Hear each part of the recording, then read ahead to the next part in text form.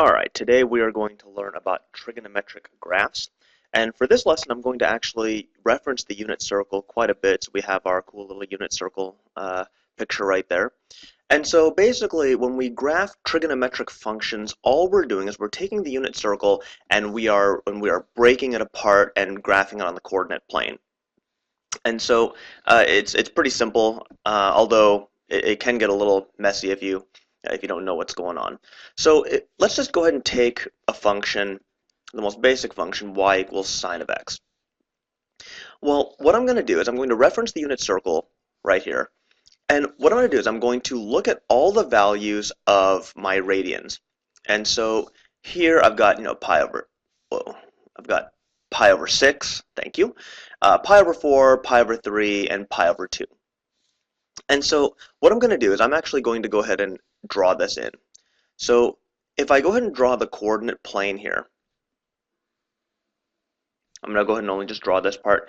My points here are going to be pi over 6, pi over 4, pi over 3, and pi over 2. And I need to understand what happens when I take sine of these values. Well, sine of pi over 6 over here is 1/2. Sine of pi over 4 is rad 2 over 2, and sine of pi over 3 is rad 3 over 2, and sine of pi over 2 is 1. And let's not forget sine of 0 is 0. I always forget that. So let's see here. What does that mean? Well, sine of 0, right, is 0. Sine of pi over 6, well, sine of pi over 6, let's take a look at that again. That's 1/2. So that is going to be about right here. All right.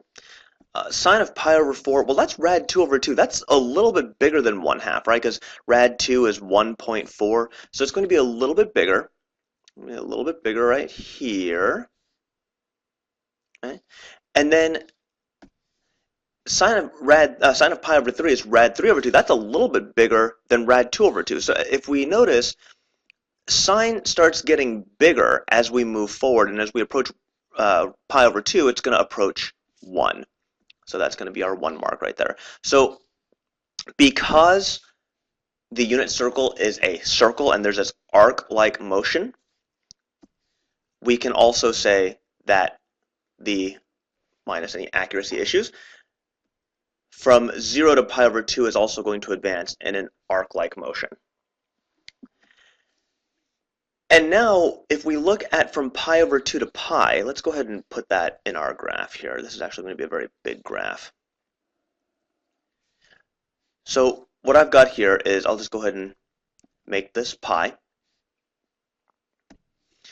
Notice how the values of sine stay the same. We've got this rad 3 over 2, rad 2 over 2, and 1/2, but it's decreasing here on this side, which means that on this side it's also going to be decreasing, and eventually it gets back down to 0.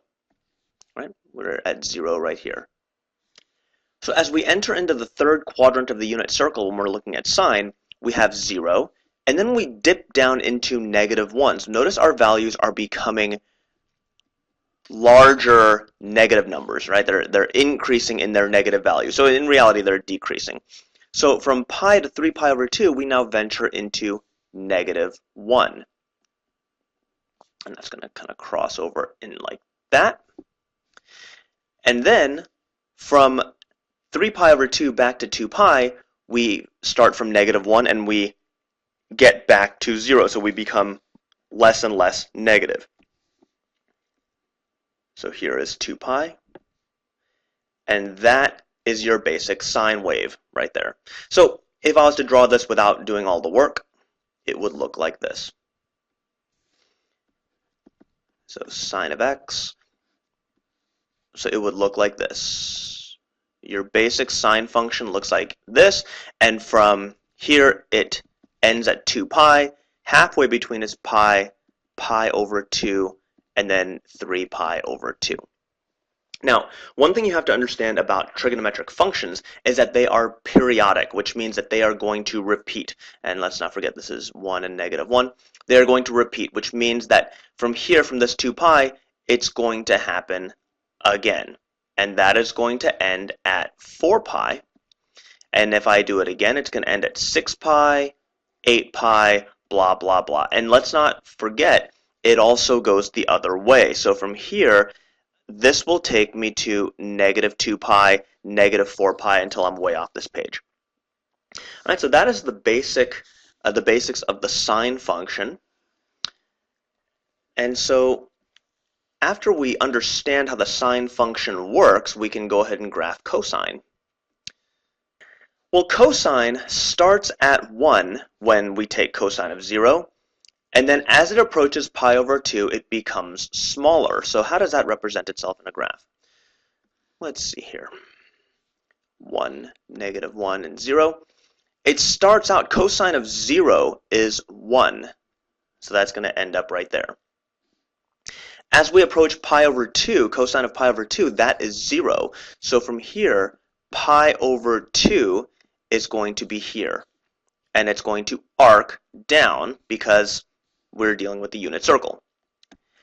From pi over 2 to pi, we go from 0 to negative 1. So we venture into the negative section. So cosine of pi is negative 1. So it arcs down like that. And then from pi to 3 pi over 2, we start at negative 1, negative 3 pi over 2, negative 2 pi over 2, negative 1/2. We're becoming less and less negative, so we end up back at 0. So at 3 pi over 2, I draw a dot there, and we end up here. And then at 2 pi, I think you kind of know what's going to happen next. We start at 0, we end up back at 1. So my graph of one period of cosine will end looking like this. All right? And so again, cosine, just like sine, is periodic. So that's another cosine ending at 4 pi, another cosine ending at 6 pi. All right? But typically we only graph about one period of the function. Okay. Tangent. What does tangent look like? Okay, tangent is one that requires a little bit more thought because tangent is always y divided by x. And so when we look at this, we've got 0 divided by 1. Well, that's 0.